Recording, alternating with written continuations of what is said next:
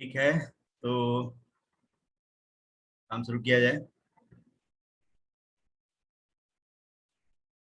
Last class में ये infinite limit पर कुछ काम हुआ था। चलिए, कुछ लिमिट का क्वेश्चन भी मैंने दिया था, होपफुली सब लोगों ने अटेम्प्ट किया है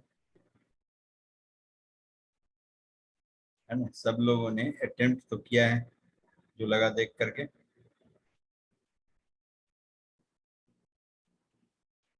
ठीक है, पहले ये इससे रिलेटेड एक लिमिट है, वो मैं जरा बता देता हूँ। वो कर ही लिए होंगे।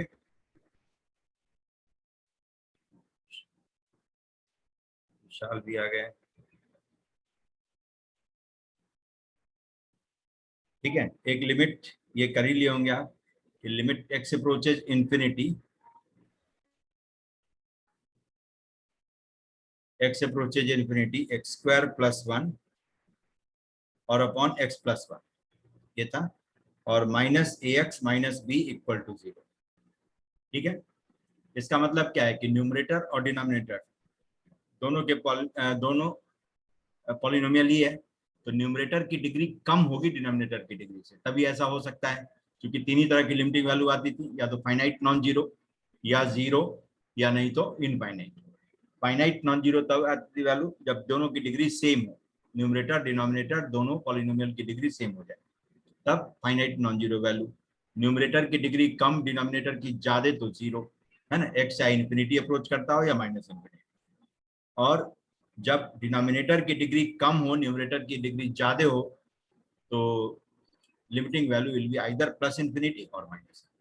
यही था। तो इसमें न्यूमरेटर की डिग्री कम तो होगी ही, ये तो है ही, है ना? तो अब डिनोमिनेटर जब लीनियर है तो न्यूमरेटर मस्ट बी कांस्टेंट, है ना? Must be constant. तो ये जीरो है, इसका मतलब आपको क्या करना होगा? X plus 1, coefficient of x square, इसको जीरो कर लीजिए, और कोफिशिएंट ऑफ एक्स, इसको जीरो कर लीजिए, तभी जा करके न्यूमरेटर की डिग्री डिनोमिनेटर से कम, है ना? तो इससे आ जाएगा आपका 1 माइनस ए इक्वल टू 0, और कोफिशिएंट ऑफ एक्स जब जीरो करेंगे आप आ जाएगा माइनस ऑफ ए और प्लस बी, दिस इज 0। यहाँ से ए की वैल्यू 1 और बी की वैल्यू आ गई -1, बी की वैल्यू माइनस। ठीक है, ए और बी आ गया। अब यहीं पर मान ली लिमिटिंग वैल्यू कुछ और दे दिया होता है, limit x approaches infinity, same चीज है, एक्स स्क्वायर प्लस 1 और upon x plus 1 minus of a x minus b, इसकी वैल्यू 2 दे दिया, और तब कहता है फाइंड ए एंड बी। तो ऐसे केस में सिर्फ कोफिशिएंट ऑफ एक्स स्क्वायर को जीरो करना है। Coefficient of x square should be zero, numerator और डिनोमिनेटर दोनों की डिग्री सेम होनी चाहिए। तो यहाँ से आ जाएगा 1 माइनस ए इक्वल टू 0, मतलब ए इक्वल टू 1, ये आना जरूरी है, तभी एक्स स्क्वायर का कोफिशिएंट खत्म हो जाएगा। तभी हो गया लिमिट एक्स अप्रोचेज इंफिनिटी और एक्स स्क्वायर प्लस 1 और माइनस ऑफ ए की जगह पर अब इसमें 1 डाल दीजिए, तो एक्स प्लस बी और इंटू एक्स प्लस 1, ये अपने आप एक्स स्क्वायर कैंसिल हो जाएगा, और upon x plus 1, this is 2। ये आता है limit x approaches infinity 1 minus of ये आपका आ गया बी प्लस 1 एक्स, क्योंकि एक्स कर तो गया, और प्लस बी, मतलब माइनस है बाहर तो minus b, divided by x plus 1, this is 2। अब न्यूमरेटर डिनोमिनेटर दोनों की डिग्री सेम है, तो लिमिटिंग वैल्यू निकालने के लिए x से डिवाइड कर दीजिए, मैक्सिमम पावर ऑफ x यही 1 है, तो इसीलिए माइनस ऑफ b प्लस 1, और डिनोमिनेटर में x का कोफिशिएंट 1 है, दिस इज 2, तो b की वैल्यू आ गई -3। ठीक है, तो इस तरह से जीरो या कोई नॉन जीरो फाइनाइट वैल्यू दे करके आपको किसी कोफिशिएंट की वैल्यू पूछ सकता है ना?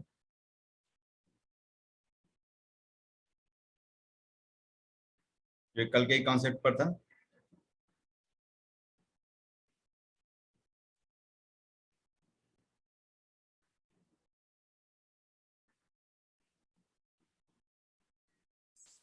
ठीक, यहां तक पहुंच गए। अब आइए, अब जैसे एक फंक्शनल रिलेशन। सर हाँ, सर ऊपर वाले क्वेश्चन दिखाई दे रहा है, उसमें एक डाउट है इस पहला वाला सर, इससे ऊपर वाला पार्ट। ये सर इसमें हम x square plus one upon x plus one को ए एक्स प्लस बी कर सकते हैं। किसको? सर ए एक्स प्लस बी को दूसरी साइड ले जाते हैं, हाँ, और सर ये जो लिमिट है ये तो एक्स को अप्रोच करेगी। जहां जहां लिमिट जाए, जहां जहां एक्स आप ले जाएंगे वहां वहां लिमिट को ले जाना होगा, क्योंकि एक्स पर तो लिमिटिंग कंडीशन है ना। सर नहीं, एक्स जो पर पहला पार्ट है, अगर हम हाँ, अगर ये खाली जो रैशनल फंक्शन है इसको देखिए इसकी देखें तो वैल्यू ये भी एक्स इनफाइनाइट है, अप्रोच कर रहा है। इसकी वैल्यू इन्फिनिटी अप्रोचिंग होगी। Yes sir. ये माइनस, ये जो कह रहे हैं ये भी इन्फिनिटी अप्रोचिंग है। Infinity minus yes infinity sir, क्या होता है? इनडिटर्मिनेट। डिटरमिनेंट। और इसकी लिमिटिंग वैल्यू निकालने के लिए कायदे कानून का यूज करते हैं। ठीक है, समझ गया? नहीं सर, मैं ये कह रहा हूँ जैसे इसको हम डायरेक्टली एक्स से भी तो रिप्लेस कर सकते हैं, अगर एक्स टेंड्स टू इन्फिनिटी है तो। एक्स टेंस टू इन्फिनिटी है तो किससे रिप्लेस करना चाह रहे हैं? X square plus one upon x plus one को डायरेक्ट एक्स से रिप्लेस कर देते हैं। नहीं, ऐसा नहीं करते हैं। ठीक है, जैसे देखिए पार्ट ऑफ फंक्शन ये कहीं कहीं पर आपको सही हो जाएगा, है ना, कहीं कहीं पर लगेगा कि ये सही हो गया। जैसे साइन एक्स है, एक्स 0 के करीब में, उसको एक्स लिख दीजिए, है ना, आ जाएगा। लेकिन कभी कभी क्या है कि जब मान लीजिए इस तरह का इंडिटरमिनेट फॉर्म बनता होगा, उस केस में उसकी लिमिटिंग वैल्यू कुछ और होती होगी और रिप्लेस करेंगे तो कुछ और दे देगा, 0 दे देगा, है ना। जिसको आप 0 लिखेंगे वो 0 है नहीं इनफैक्ट। जैसे कहीं x माइनस एक्स आ गया, आप उसको 0 लिखने की कोशिश करेंगे लेकिन x वाज अप्रोचिंग इन्फिनिटी। आपने x क्या किया, अप्रोक्सीमेट करके लिखा, जैसे x square plus one upon x plus one है, जिसको आपने कहा कि चलो x है। ठीक है, दूसरा कोई ले आए वो भी x है, ठीक है, वो भी x है। अब x माइनस एक्स 0, जबकि दोनों मिलकर के वो इंडिटरमिनेट होता है। ओके सर, समझ गया। समझ गया ना।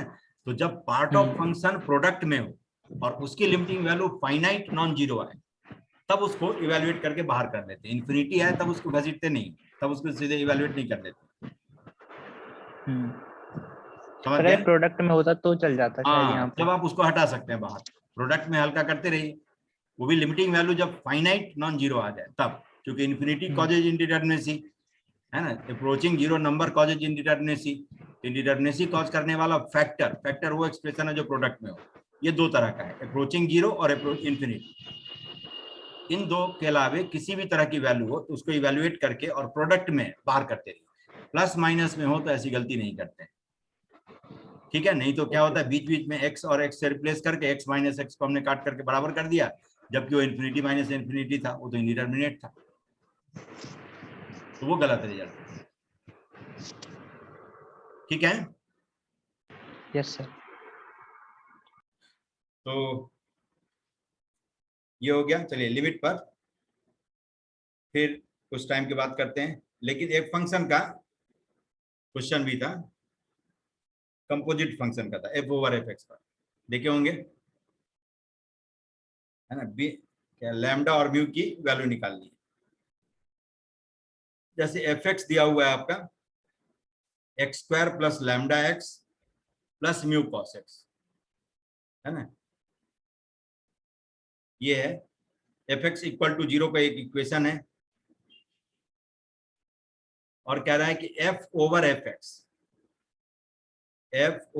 एक्स इक्वल टू 0, इन दोनों इक्वेशन का same set of real roots है, have same set of real roots. ठीक है, same set of real roots. तो कह रहा find the real value of mu, mu real number है इसकी value, and integral value of lambda belonging to set of integer z और i, इसकी वैल्यू क्या क्या। ठीक है, देखिए इसका मतलब तो समझ गए होंगे। ठीक है, इसका नंबर समझ गए होंगे कि the two equations have same set of real roots. Set कहते हैं collection of well defined distinct things, objects etcetera, उसको सेट कहते हैं। तो जो रिपीटेड रूट होगा वो इस सेट में एक बार ही एंटर होगा। है ना, सेट में एक बार ही एंटर होगा। तो एफ एक्स और f over F x equal to 0 का जो भी रियल रूट है कहता है वो सेम है, सेम है, ठीक है। जबकि वो सेम जो रूट है, जैसे मान लीजिए से 0, एक का एक रूट 0 है तो दूसरे का हो सकता है रिपीटेड रूट 0 हो, 2 रूट 0 हो, 3 रूट 0 हो, ऐसा हो सकता है। एक का 2 रूट 1 है तो दूसरे का 3 रूट 1 हो, ऐसा हो सकता है, ये हो सकता है। लेकिन 1 जब एफ एक्स इक्वल टू 0 को सेटिस्फाई करता है तो f over F x equal to 0 को भी सेटिस्फाई करेगा, ये कह रहा है। स्टेटमेंट का मतलब समझ गए होंगे आप कि the two equations have same set of real roots, और सेट जैसे ही बात करें तो इसका मतलब उसकी एंट्री जो होगी सब डिस्टिंक्ट होगी, ठीक। तो उस सेट की जो एंट्री है, एक एंट्री वो दोनों का रूट है, लेकिन वो कितने बार रिपीटेड है उसके बारे में नहीं कहा कुछ, कई बार हो सकता है, लेकिन वो एक बार कम से कम दोनों को सेटिस्फाई जरूर करेगा, एक रूट दोनों का जरूर है। अब आइए f over F x equal to 0 ये लिखते हैं, तो जहां जहां एक्स है वहां पर क्या करेंगे, एफ एक्स लिख देंगे, F x square plus lambda times of F x and plus mu times of cos f x, ठीक है, इक्वल टू 0। कहता है इन दोनों इक्वेशन का same set of real roots. तो जिस x के लिए से for x equal to x1 f x one is 0, तो वही x1 इस इक्वेशन को भी सेटिस्फाई करेगा। तो for same x equal to x1 belonging to real number, set of real number, ये भी रियल नंबर है ना, f x one square plus lambda f x one plus mu times cos f x one, ठीक है, should be 0, वही x1 इसको भी satisfy करेगा। अब जरा देखिए x1 0 है तो ये 0 plus 0 plus mu cos 0 is 1 is 0, इसका मतलब म्यू की वैल्यू क्या आ गई, 0। समझ गए कि म्यू की वैल्यू आ गई 0, ठीक। तो म्यू कहा था कोई भी रियल नंबर है तो इसीलिए दे दिया आजादी, लेकिन उसमें एक ही वैल्यू 0 आ रही है, 0 इज ऑब्वियसली रियल नंबर, तो म्यू इक्वल टू 0 इसका एक सॉल्यूशन है। अब म्यू 0 रख दें तो एफ एक्स आपका चेंज हो गया, now f x is x square plus lambda x, ठीक है। तो f over F x equal to 0, इसको आप लिख सकते हैं f x square and plus lambda f x equal to 0, इसमें जहां जहां एक्स है वहां पर एफ एक्स डाल दीजिए।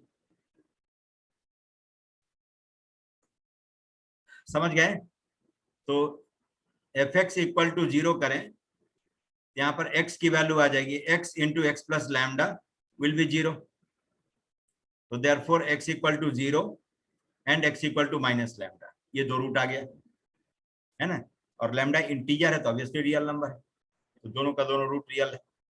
हाँ भाई f over F x equal to 0, इसको सॉल्व करें क्या आ जाएगा, एफ एक्स और into f x plus lambda equal to 0, तो therefore f x is 0 which implies x equal to 0 and minus lambda, जो पहले इक्वेशन का भी रूट है, और fx plus lambda is 0, है ना, fx plus lambda is 0।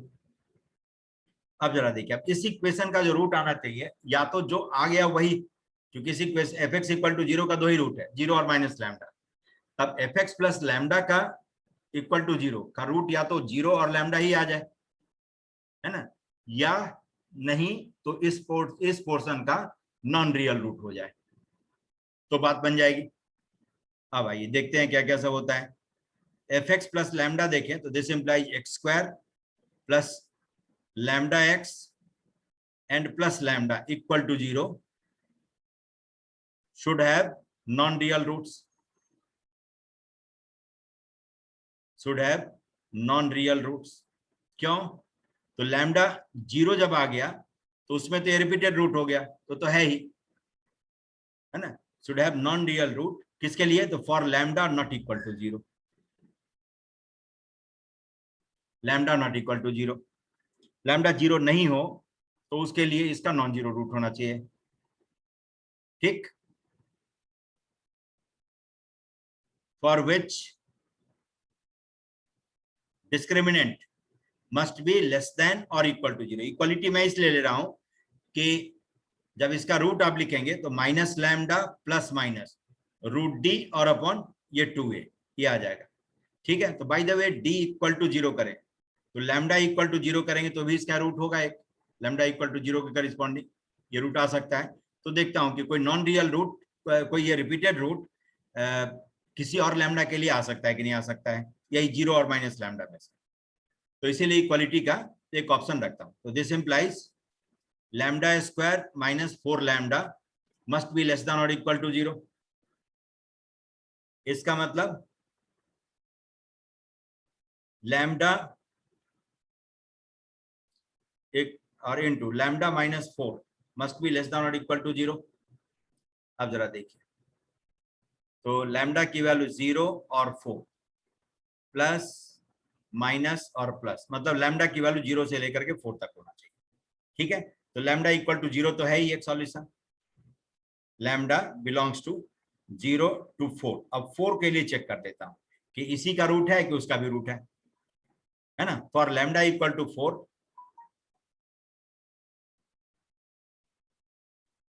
For lambda equal to 4 root क्या आ जाएगा, x प्लस 2 का होल स्क्वायर इक्वल टू 0, मतलब x इक्वल टू माइनस 2। ये रूट नहीं चलेगा क्योंकि लैम्डा 4 रखे हैं तो यहाँ तो माइनस 4 आएगा, वो कॉमन रूट नहीं है, इसीलिए lambda can not be 4। therefore lambda is not 4, otherwise this root is real and this is not common with fx equal to 0, तो lambda is not 4। तो lambda की वैल्यू क्या क्या आ जाएगी, 0 आ जाएगी, 1 आ जाएगी, 2 आ जाएगी, 3 आ जाएगी। ये 4 वैल्यू लैम्डा की। ठीक है, साहिल का एक कम आया था, नहीं 0 छोड़ दिए होंगे, 0 और 4 के बीच में लिए होंगे, है ना। तो इक्वालिटी का भी ले लेते हैं, किसके लिए, तो कहीं वही रूट आ गया क्योंकि same set of real root है, इसका एक रूट 2 रूट 0 है, इसका 3 रूट 0 होगा लैम्डा जब 0 हो जाता। ठीक है, एक ये क्वेश्चन था जो आपको करना था, है ना। दूसरा तो ये क्या होगा, लाइन सेगमेंट वाला सबका हो गया कि नहीं, f over F x equal to 6, f over F x equal to 6, इसको तो मलाइका भी की है ना, आप लोग कर लिए होंगे, यस सर। है ना।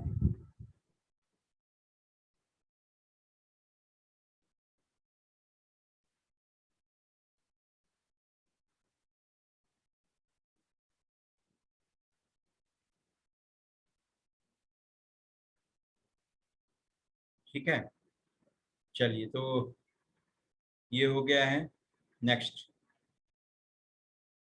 f over F x equal to 6 कई बार वो कर चुके हैं तो होपफुली ये हो गया होगा, नहीं हुआ होगा तो बता दीजिएगा जरूर, है ना, क्योंकि उसको जानना जरूरी तो है ही, इसीलिए उस तरह का क्वेश्चन दे रहा हूँ कि वो अब ट्रेंड में है और एक बार कॉन्फिडेंस बढ़ जाएगा तो अपने आप सॉल्व करते रहेंगे। एक ये था जिसकी वैल्यू लिमिटिंग वैल्यू e है ना, if a1 equal to 1 and an equal to n times 1 plus an minus 1, इस तरह का रिकरेंस रिलेशन दिया हुआ है for all n greater than और इक्वल टू। ठीक है, तो लिमिट NCX वाला तो अभी प्रोबेबिलिटी डिस्ट्रीब्यूशन बताते समय बता ही दिया था, है ना, इसलिए उसकी वैल्यू ही दे दी। n approaches infinity 1 plus 1 upon a1, 1 plus 1 upon a2, है ना, और 1 प्लस 1 अपॉन an, इसकी लिमिटिंग वैल्यू निकाल। अब जरा देखिए, अब यहां से क्या करेंगे आप, ये इन सबको 1 प्लस 1 अपॉन a1 इसको सिंप्लीफाई करें तो 1 प्लस a1 अपॉन a1 क्या आ जाएगा, है ना, 1 प्लस a1 अपॉन a1।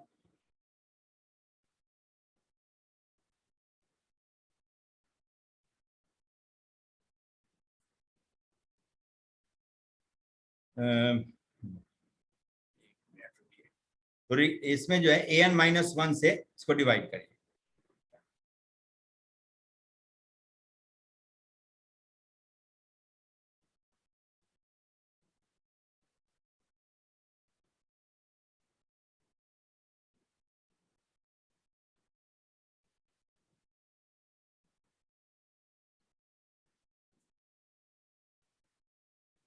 देखिए अब क्या करें कि 1 plus an upon an minus 1 ये लिख लीजिए, n times 1 plus an minus 1 और अपॉन an माइनस 1। ठीक है, तो ये इतना ही ब्रैकेट है, सब इसी फॉर्म में है, इसी फॉर्म में है। n इक्वल टू 2 के आगे रखते जाइए, तो जैसे n इक्वल टू 2 रखें तो 1 प्लस a1 और अपॉन a1, इसको आप लिख सकते हैं 1 अपॉन 2 और into a2 upon a1। n equal to 3 रख दें, क्योंकि इस n को ड्रॉप करके इधर ले आते हैं, 1 अपॉन दिखा सकते हैं। n इक्वल टू 3 रख दें तो 1 upon a2, 1 plus a2 upon a2 equal to 1 upon 3 और into a3 upon a2, a3 upon a2 आ गया। n इक्वल टू 4 रख लें, इसे आप लिख सकते हैं 1 plus a3 upon a3 equal to 1 upon 4 और इंटू a4 अपॉन a3। और finally n equal to n रख लेते हैं, लास्ट में क्या है n an है, n प्लस 1 रख लीजिए, तो 1 प्लस an और upon an is 1 upon n plus 1 और इंटू an प्लस 1 और अपॉन an किया गया।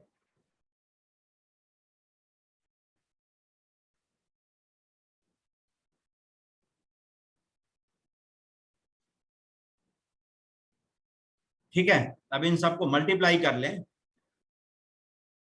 तो आपका ये लिमिट तैयार हो जाएगा, जो लिमिट दिया हुआ है, लिमिट n अप्रोचेज इंफिनिटी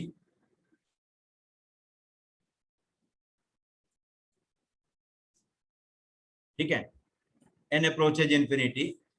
अब इसके जगह पर ये फर्स्ट फैक्टर जो है, इसके जगह पर आप लिख सकते हैं 1 अपॉन 2 और into a2 upon a1, 1 upon a3, 1 upon 3 और into a3 upon a2, 1 upon 4 a4 upon a3 and so on, ऐसे ही करके 1 अपॉन n प्लस 1 और इंटू an प्लस 1 और अपॉन ये आ गया।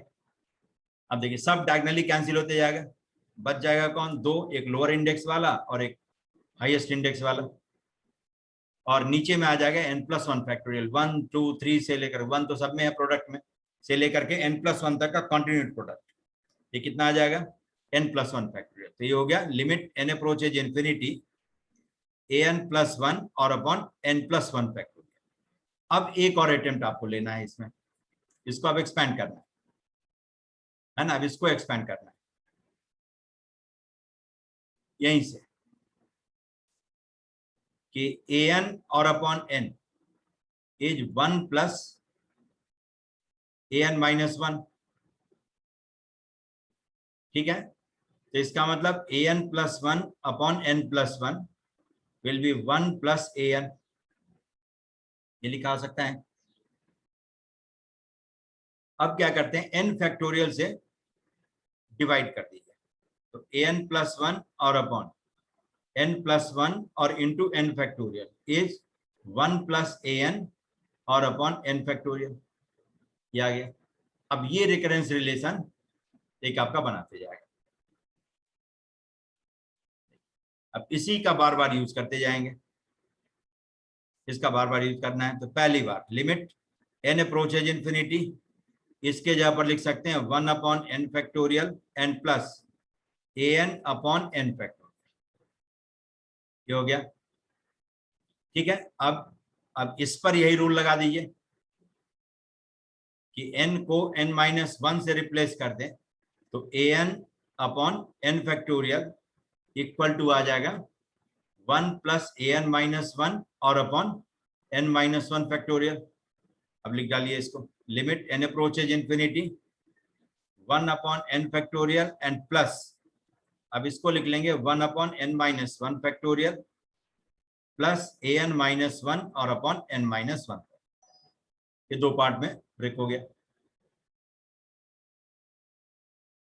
ठीक है, अब इसी तरह से सिलसिला जारी रहे, तो limit n approaches infinity 1 upon n factorial plus 1 upon n minus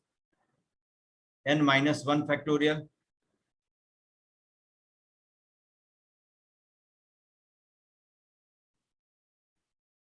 और प्लस, अब इसको आप लिख सकते हैं 1 अपॉन n माइनस 2 फैक्टोरियल और plus an minus 2 upon n minus 2 factorial.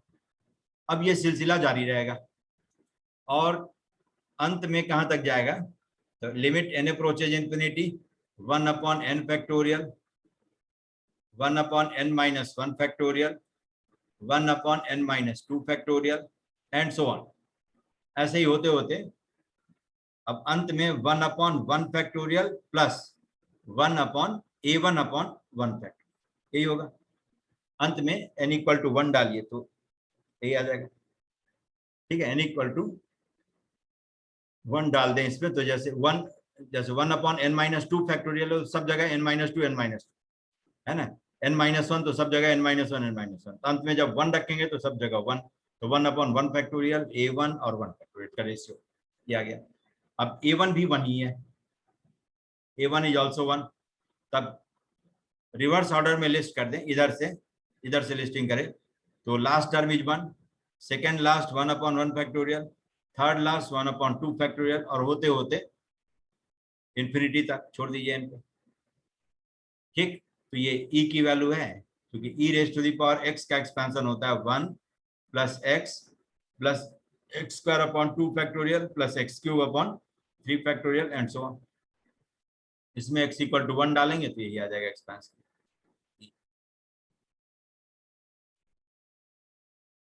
ठीक है, ये हो गई आपकी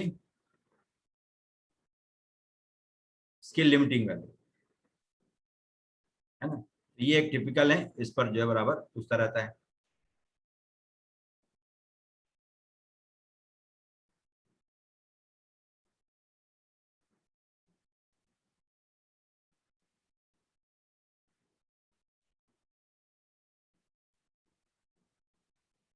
ठीक है,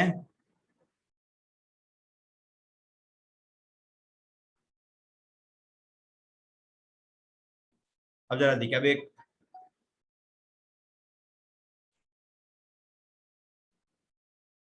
अभी ट्राई नहीं किए हैं सारे, क्या यशार्थ? यस सर, ट्राई नहीं कर पाए थे। अभी ट्राई नहीं हुआ है?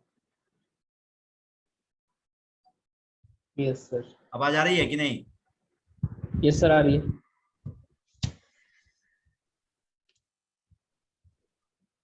आवाज आ रही है? Yes sir. यस सर, आ रही है।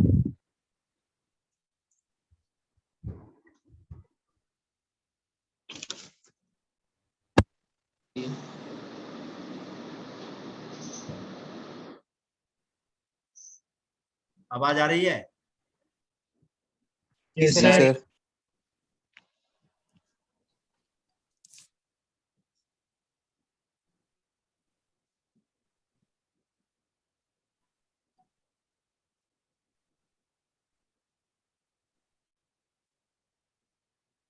ठीक है, चलिए, तो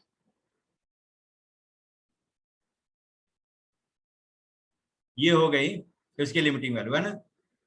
तो इसमें देखिए दो तरह से रिकरेंस रिलेशन का हमने यूज किया, एक बार इसको कॉम्पैक्ट करने के लिए और फिर दूसरी बार एक्सपैंड करने के लिए धीरे धीरे। ये दो तरह का रिकरेंस रिलेशन एक ही कंडीशन से यूज करके और इसकी लिमिटिंग वैल्यू निकाल। ठीक है, एक और स्टेटमेंट है जिसको कि मैं आपको रिमाइंड करवाता हूं।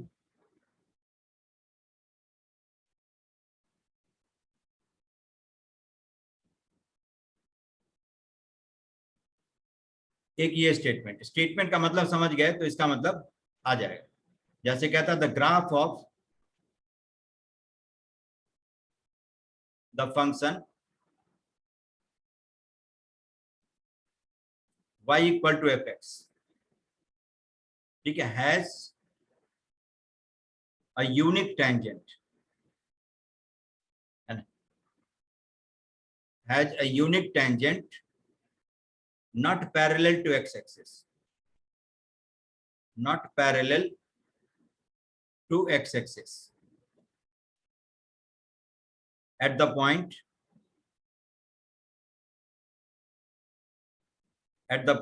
a comma 0, and a comma 0 through विच, ये पॉइंट ऐसा है, through which the graph passes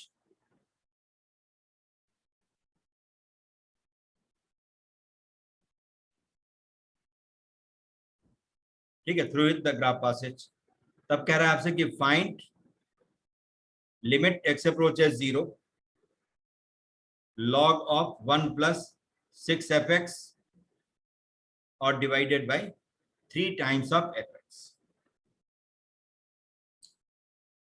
ठीक है, तब देखिए अब यहां पर जो कहा है कि graph of the function y equal to fx has a unique tangent. इसका मतलब क्या है कि function is differentiable at that point. ठीक है, जहां पर फंक्शन डिफरेंशिएबल नहीं होता होगा, जैसे शार्प कॉर्नर पॉइंट है, यहां पर कोई यूनिक टेंजेंट नहीं ड्रॉ किया जा सकता है। जैसे देखिए ये लाइन भी क्लेम करेगी कि मैं टेंजेंट हूं, ये लाइन भी क्लेम करेगी मैं टेंजेंट हूं, ये लाइन भी क्लेम करेगी मैं टेंजेंट। तो जहां पर एक से ज्यादा लाइन क्लेम करे कि मैं टेंजेंट हूं, इसका मतलब उस पॉइंट पर फंक्शन डिफरेंशिएबल नहीं। ठीक है, तो यूनिक टेंजेंट देने का मतलब यह है कि उस पॉइंट पर फंक्शन का डेरिवेटिव एग्जिस्ट करता है, आप डिफरेंशिएट कर सकते हैं। Not parallel to x axis, इसका मतलब slope of tangent is not 0। ठीक है, मतलब f dash x is not 0, f dash x is not 0 at the point a, 0 through which the graph passes, और a, 0 lies on the curve x equal to a पर y की value 0 है। ठीक है, at x equal to a f a is 0, ये कहने का मतलब। But f dash a is not 0, समझिए, f dash a is not 0 statement का मतलब है। अब तो एक लाइन का काम है ना, क्योंकि जैसे x को 0 आप रखेंगे, x अप्रोचेज a, 0 नहीं, x अप्रोचेज है ना, x अप्रोचेज a,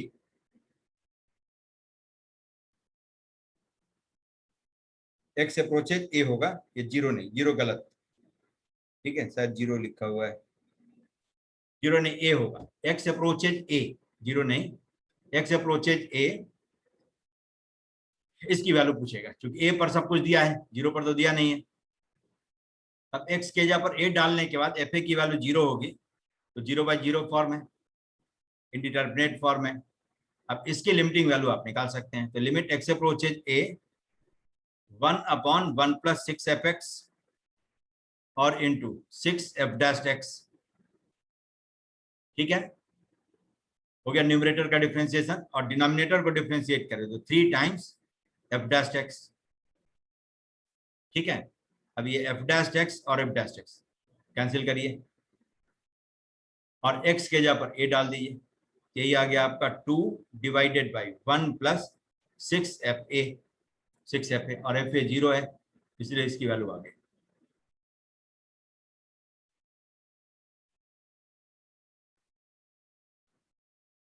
ठीक है, ये सब हो जाएगा। अब जरा देखिए, जो पार्ट ऑफ फंक्शन के बारे में कहा था कि इवैल्यूएट करके आप बाहर कर सकते हैं, वही इस तरह का सिचुएशन। जैसे आप कहें कि limit x approaches 0 cos of sine x और माइनस ऑफ cos x है ना, और upon x raise to the power 4। अब इसमें आप cos c minus cos d का फॉर्मूला यूज कर सकते हैं। लिमिट x अप्रोचेस 0, क्या आ जाएगा, 2 sin c plus d by 2 x plus sine x by 2 और sine of d minus c by 2 x minus sine x by 2, क्या आ गया, whole thing divided by x raise पर 4। ठीक है, तब देखिए 2 को बाहर करिए, limit x approaches 0 sine theta upon theta, theta approaches 0 एक बार, तब x plus sine x by 2 approaches 0 H x approaches 0। तब क्या करना है, इसी से डिवाइड करके और मल्टीप्लाई कर लेना है, तो आप इसे हल्का कर सकते हैं, है ना, और चूंकि ये फैक्टर में है इसीलिए ऐसा काम कर रहे हैं, वरना नहीं करते। Next, sine of x minus sine x by 2 और upon same angle x minus sine x by 2, ठीक है, और into x minus sine x by 2, ये करके इसको आप हल्का कर सकते हैं। क्योंकि sine theta upon theta, theta approach है 0 इस बार, इसकी वैल्यू हो जाएगी 1 और ये 1 is finite non zero number, इसीलिए इसको इवेल्युएट करके आप बाहर कर सकते हैं into 1 upon x raise to the power 4। ठीक है, 1 अपॉन एक्स रेज पावर आ गया। अब ये हल्का हो जाएगा आपका। अब देखिए 2 से 2 को भी हटा सकते हैं, ये 2 और ये 2 गया।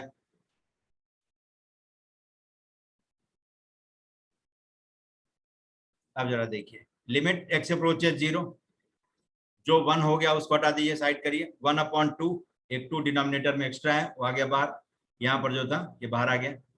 अब x प्लस साइन एक्स को एक x दे दीजिए, तो 1 plus sine x upon x, और बाकी 3 x इसको दे देते हैं x माइनस साइन एक्स और अपॉन एक्स क्यूब आ गया।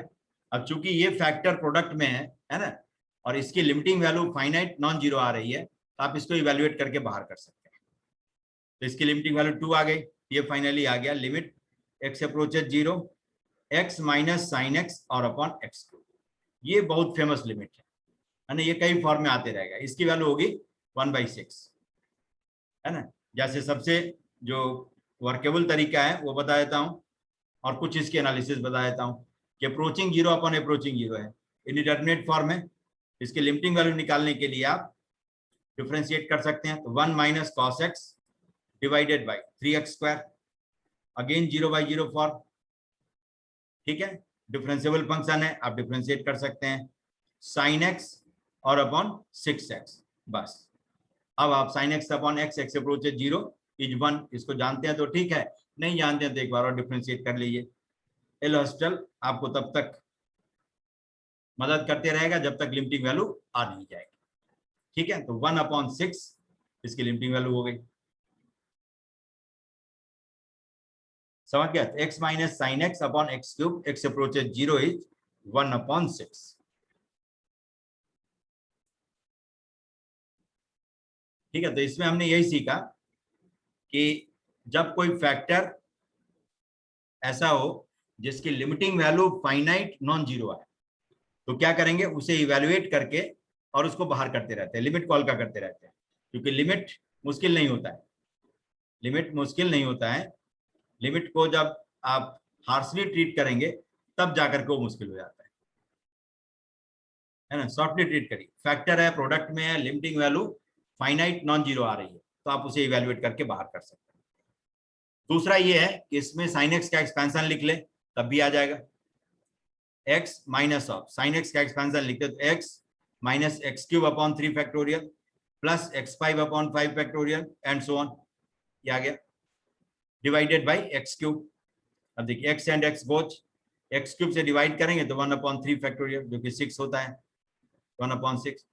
और तीसरा और सबसे अलग जो है ये बता देता हूँ, ये बस ब्रेन एक्सरसाइज पर्पज से है, अब तो खैर सब्जेक्टिव क्वेश्चन नहीं है जो कहे कि एल हॉस्पिटल यूज नहीं करो, एक्सपेंशन यूज नहीं करो और then find the limiting value, है ना। लेकिन हाँ ये हो